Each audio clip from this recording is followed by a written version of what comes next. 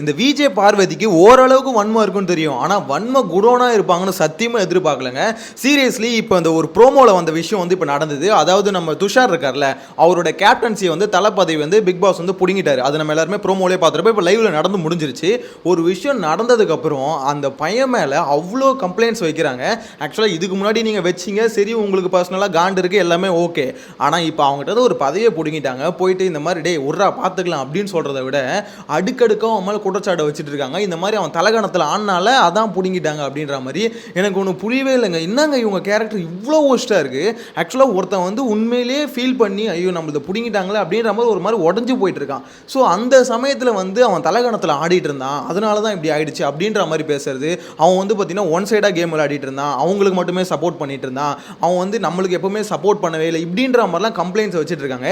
இவங்க கூடவே இருக்க அந்த வாட்டர் மெலன் தர்பூசணி அவரு கூட என்ன சொல்கிறாருன்னா, இல்லை இவனே பரவாயில்ல, இவனுக்கு அப்புறம் வர கேப்டன்கள்லாம் இதை விட மோசமாக இருப்பாங்க, கூட இருக்க அவரு கூட தெரியுது ஓகே இந்த பையன் பரவாயில்ல அப்படின்ற மாதிரி. ஆனால் இவங்க அக்செப்டே பண்ணிக்கல, இல்லை அவன் தலகணத்தில் ஆடிட்டு இருந்தான் அப்படின்ற மாதிரி பேசுகிறாங்க. எனக்கு அதெல்லாம் பார்க்கும்போது தான் யாருமா நீ இவ்வளோ ஒன்மை குடோனாக இருக்குது அப்படின்ற மாதிரி தான் இருக்குது. என்ன விஷயம்னு பார்த்தீங்கன்னா, ஆக்சுவலாக விஜே பார்வதி வந்து 2-3 இடத்துல அவங்களுக்கு பர்சனலாக நிறைய பேர் மேலே வெஞ்சன்ஸ் இருக்குது, நம்ம எல்லாருக்குமே தெரியும். ஸோ அவங்க வெஞ்சன்ஸ் வச்ச ஆளை வந்து மாற்றவே மாட்டாங்க. கடைசி வரைக்கும் அவங்க மேலே அப்படி ஒரு மாதிரி வந்து பார்த்தீங்கன்னா பாயிண்ட் அவுட் பண்ணிட்டாங்கன்னா அவங்க மேலே கம்ப்ளைண்ட்ஸ் அடிக்கிட்டே தான் இருப்பாங்க. ஸோ அந்த மாதிரி துஷார் மேலேயும் வச்சாங்க. 2 நாளைக்கு முன்னாடி கூட ஒரு ப்ரோமோவில் பார்த்துருப்பீங்க, துஷாருக்கும் விஜய் பார்வதிக்கும் பயங்கரமாக ஃபைட்லாம் போயிருக்கும். ஸோ அப்போ கூட இவங்க இஷ்டத்துக்குன்னு கேள்வி கேட்பாங்க, ஆட்டம் பெட் மேலே ஏறிலாம் ஆடுவாங்க. அந்த மாதிரி சமயத்தில் கூட அந்த பையன் ட்ரிகரே ஆக மாட்டான். சரிக்கா ஓகேக்கா அப்படின்ற மாதிரி தான் சொல்லுவாங்க. வேற யாராக இருந்தாலுமே அந்த இடத்துல கிளின்னு கிழிச்சிட்டு போயிருப்பாங்க. ஏன்னா இப்போதைக்கு அவங்ககிட்ட பதவி இருக்குது அப்படின்னும் போது ஏதாவது ஒன்று பண்ணிட்டு போயிருக்கலாம். அவ்வளோ ட்ரிகர் பண்ணியும் அந்த பையன் அவ்வளோ பொலைட்டாக போவான். அப்பயே தெரிஞ்சது ஓகே இவன் ரொம்ப சாஃப்டான பையன் அப்படின்ற மாதிரி. ஸோ அந்த பையன் அவ்வளோ பண்ணி இந்த மாதிரி பண்ணுறது மட்டும் இல்லாமல் இவங்க ஒரு இடத்துல பிரேக் ஆகி அழுதுகிட்டு இருக்கும் போது கூட அக்கா என்கிட்ட பேசுங்கக்கா, நான் எதையும் ஷேர் பண்ண மாட்டேன், என்கிட்ட நம்பி பேசுங்க, உங்களுக்கு நான் இருக்கேன் அப்படின்ற மாதிரி அவ்வளோ சப்போர்ட்டாக வந்து நின்னா. அதையுமே இப்போ சொல்கிறாங்க, இல்லைன்னு சொல்ல.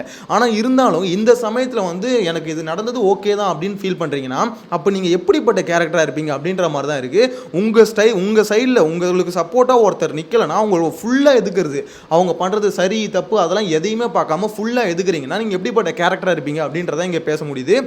என்ன விஷயம்னு பார்த்தீங்கன்னா, விஜய் பார்வதி ஆக்சுவலாக ஒரு சில இடத்துல அவங்க வைக்கிற பாயிண்ட் கரெக்டாக இருக்கும். ஆனால் மோஸ்ட்லி அவங்க எடுக்கிற சண்டை எல்லாமே பார்த்தீங்கன்னா தேவையில்லாத சண்டை தான். அதாவது இந்த இதில் கிச்சன் டேபிளில் உட்காரதாகட்டும், அப்படி இல்லைன்னு வச்சுக்கோங்களேன், அந்த மார்க் ஒன்று போட்டிருப்பாங்க, அந்த மார்க்குள்ளே நிற்கணும்னு ரூல்ஸ் இருந்தால் மார்க்குக்கு வெளியே வந்து நிற்பாங்க. ஏன்னா சும்மாவே கண்டென்ட் பண்ணணும், ஏதாவது ஒரு கண்டென்ட் பண்ணணும் தான் இவங்க வந்து எப்போவுமே ஆடிக்கிட்டு இருப்பாங்க. நம்ம எல்லாருமே தெரிஞ்ச விஷயம் தான். ஸோ இது வந்து பார்த்தீங்கன்னா அவங்க கண்டென்ட் பண்ணணும் அப்படின்றதுக்கோசம் பண்ணிகிட்டு இருக்காங்க. அது இரிட்டேட்டிங்காக தான் இருக்கும், லைவில் பார்க்க சொல்ல ரொம்பவே இரிட்டேட்டிங்காக இருக்கும். அப்படி இருக்கும் போதும் அந்த பையன் வந்து உங்களுக்கு எப்படி சப்போர்ட் பண்ணுவான், அவன் வந்து பார்த்தீங்கன்னா சப்போர்ட் பண்ணாமல் தான் இருப்பாங்க. இவங்க இதை தான் மென்ஷன் பண்ணுறாங்க, இந்த மாதிரி நான் எடுத்த எந்த பிரச்சனையுமே அவனுக்கு வந்து சப்போர்ட்டே பண்ணதில்லை அப்படின்ற. உனக்கு யார் தான் அங்கே சப்போர்ட் பண்ணது? திவாகரை தவிர வேறு யாருமே சப்போர்ட் பண்ணதில்லை. ஏன்னா திவாகர் மட்டும் நீ என்ன பண்ணாலும் சப்போர்ட் பண்ணுறதுன்னு ஒரு விஷயம் இருக்குல்ல. விஜய் பார்வதி பண்ணுற எல்லாமே தப்புன்னு சொல்ல வரல, ஆனால் சில இடத்துல அவங்க வைக்கிற பாயிண்ட் கரெக்டு. மெஜாரிட்டி பார்த்தீங்கன்னா தேவையில்லாத சண்டை, இந்த ஊர் வம்பு வந்து தேவையில்லாமல் வளர்ப்பாங்கன்னு சொல்லுவாங்களே, அந்த மாதிரி தான் பார்வதி பண்ணுவாங்க. வீணாக போயிட்டு என்ன பண்ணுவாங்க, வாண்டடாக ஒரு சண்டையை வந்து கிரியேட் பண்ணுவாங்க, அவங்களே கிரியேட் பண்ணி அதில் கண்டென்ட் தேடுவாங்க. இதுதான் பார்த்தீங்கன்னா பார்வதி இவ்வளோ நாளாக பண்ணிட்டு இருக்கிறதும்.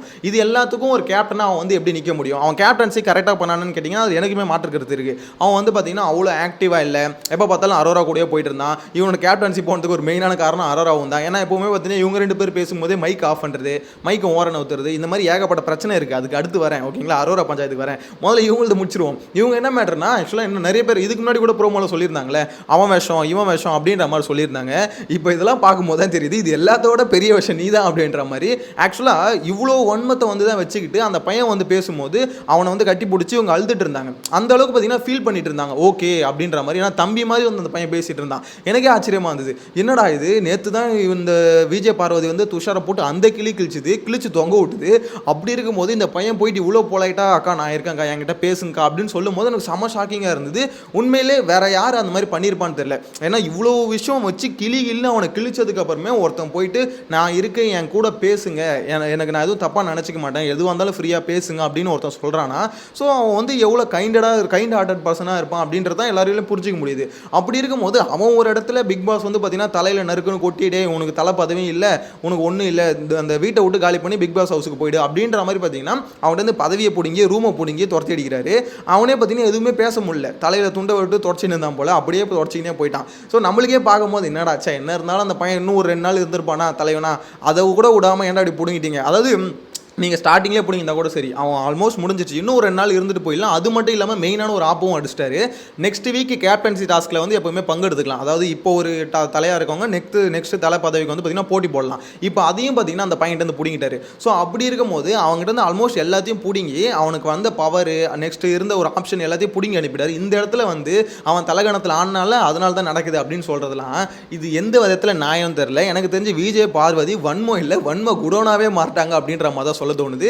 இன்னொன்று அரோரா, ஆக்சுவலாக நான் மார்னிங் வீடியோவில் சொன்ன மாதிரி தான் இந்த பையனோட கேப்டன்சி போகிறதுக்கு எப்படி அவன் வந்து கேப்டன்சி ஒரு வகையில் சரியாக பண்ணாத ஒரு காரணமோ இன்னொரு வகையில் அரோரா தான். ஏன்னா இவங்க 2 பேரும் டிஸ்கஸ் பண்ணும்போது என்ன பண்ணுவாங்கன்னா நிறைய இடத்துல மைக் ஆஃப் பண்ணிவிடுவாங்க, குசு குசுன்னு காதில் பேசுறது. இதுவே பிக் பாஸ் டீமுக்கு பயங்கரமாக இரிட்டேட்டிங்காக இருக்கும்.